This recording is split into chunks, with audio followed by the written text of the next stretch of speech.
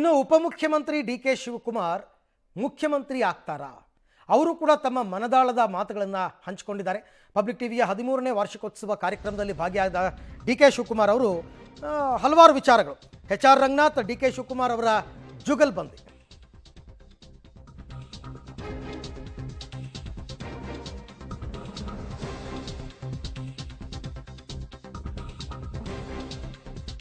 Public TV ವಾರ್ಷಿಕೋತ್ಸವದ ಸಂದರ್ಶನದಲ್ಲಿ D K Shivakumar ಸ್ಫೋಟಕ ಸುಳಿವನ್ನ ಕೊಟ್ಟಿದ್ದಾರೆ.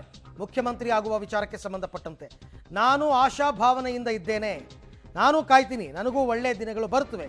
ಕೆಲವು ಸತ್ಯಗಳನ್ನು ಹೇಳೋದಕ್ಕಾಗಲ್ಲ, ಪಾರ್ಟಿಗೆ ಲಾಯಲ್ ಆಗಿರೋರಿಗೆ ಭವಿಷ್ಯ ಇದೆ ಅಂತ ಡಿ ಕೆ ಶಿವಕುಮಾರ್ ಹೇಳಿದ್ದಾರೆ. ಉತ್ತರವನ್ನು ನಾನು ಕೊಟ್ಟಿದ್ದೀನಿ, ಒಪ್ಪದು ಬಿಡೋದು ಅವ್ರಿಗೆ ಬಿಟ್ಟಿದ್ದು ಜನಕ್ಕೀಗ ಅಲ್ವೇ? ಹೌದು. ಹಾಗಾಗಿ ಈಗಲೂ ನೀವು ನಿಮ್ಮ ಜೀವನದಲ್ಲಿ ಏನೇನೋ ಬಯಸಿದ್ದೀರಿ, ಆ ಬಯಸಿರೋದು ಆಗೋಂತಹ ದಿನಗಳು ಯಾವಾಗ ಬರುತ್ತೆ ಬಿಡತ್ತೆ ಅನ್ನೋದಕ್ಕೆಲ್ಲ ಚರ್ಚೆಗಳು ನಡೆದಿದೆ. ನಾನೊಂದು ಪ್ರಶ್ನೆ ಕೇಳಿದೆ, ಇವತ್ತು ಉತ್ತರ ಕೊಡಲಿಲ್ಲ. ಆ ವಿಚಾರ ಅಷ್ಟೊಂದು ಚರ್ಚೆ ಆಗಬೇಕಾ ನಿಜವಾಗ್ಲೂ? ಯಾವ ವಿಚಾರ? ಅದೇ ಆ ವಿಚಾರ ಯಾವುದು ಅಂತ, ಅದೇ ಆ ವಿಚಾರ ಇದೆಯಲ್ಲ, ಅಷ್ಟೊಂದು ಚರ್ಚೆ ಆಗ್ಬೇಕಾ? ಅದು ಯಾವ ವಿಚಾರ ಅಂತ ನಂಗೆ ಗೊತ್ತದ. ನಿಮ್ಗೆ ಅರ್ಥವಾಗದೇ ಇರೋ ವಿಚಾರ ಏನಾದ್ರು ಇರ್ಲಿಕ್ಕೆ ಸಾಧ್ಯವೇ? ಆ ವಿಚಾರ ನೇರವಾಗಿ ಕೇಳಿದ್ರೆ ನಾನು ನೇರವಾಗಿ ಉತ್ತರ ಕೊಡ್ತೀನಿ. ಮುಖ್ಯಮಂತ್ರಿ ಆಗಬೇಕು ಅನ್ನೋದು ಅಷ್ಟೊಂದು ಚರ್ಚೆಗೆ ಒಳಪಡಿಸುವ ಅವಶ್ಯಕತೆ ಇದೆಯೋ?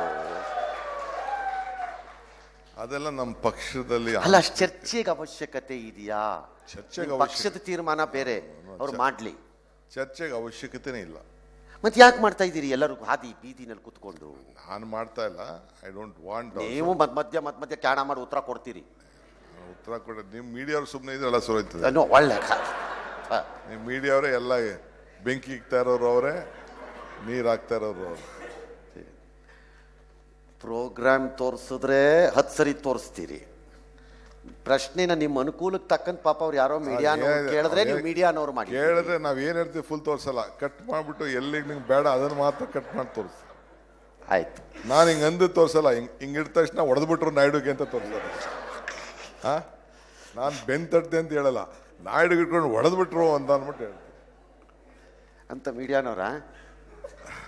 ಇಲ್ಲ, ನಿಮ್ ವಿಚಾರದಲ್ಲಿ ಮೀಡಿಯಾನವ್ರು ಅಷ್ಟೊಂದು ಏನು ನನ್ನ ವಿಚಾರ ಅಲ್ಲ, ಕಟುವಾಗಿ ವರ್ತಿಸಿದ್ದಾರೆ ಅಂತ ನನಗೆ ಅನ್ಸಿಲ್ವಲ್ಲ. ನಾನು ಬಹಳ ಸ್ಪೋರ್ಟಿವ್ ಆಗಿ ತಗೊಳ್ತೀನಿ. They are doing there duty. ನಮ್ಮನ್ನ ತಿದ್ದಕ್ ಪ್ರಯತ್ನ ಮಾಡ್ತಾ ಇದ್ದಾರೆ ಅಂತ ನಾನು ತಿಳ್ಕೊಳ್ತೀನಿ. ಐ ಆಲ್ವೇಸ್ ಯಾರು ತಗೊಂಡಿದ್ದೀರಿ, ಬೇಕು ಅಂದಾಗ ನೇಗಲ್ ತಗೊಂಡು ಭೂಮಿನ ಉತ್ತಿದ್ದೀರಿ, ಬೇಡ ಅಂದಾಗ ತಾವರೆ ಎರೆಯ ಮೇಲಿರುವ ನೀರಿನಂತೆ ಜಾರ್ಕೊಂಡು ಹೊರಟೋಗಿದ್ದೀರಿ, ಎಲ್ಲವನ್ನೂ ಕರೆಕ್ಟಾಗೇ ಮಾಡಿದ್ದೀರಿ. ಹಾಗಾಗಿ ನೀವು ಗಟ್ಟಿಯಾಗಿ ಇದ್ದೀರಿ. ನಾವು ಕೂಡ 13 ವರ್ಷ ಗಟ್ಟಿಯಾಗೇ ಇದ್ದೀವಿ.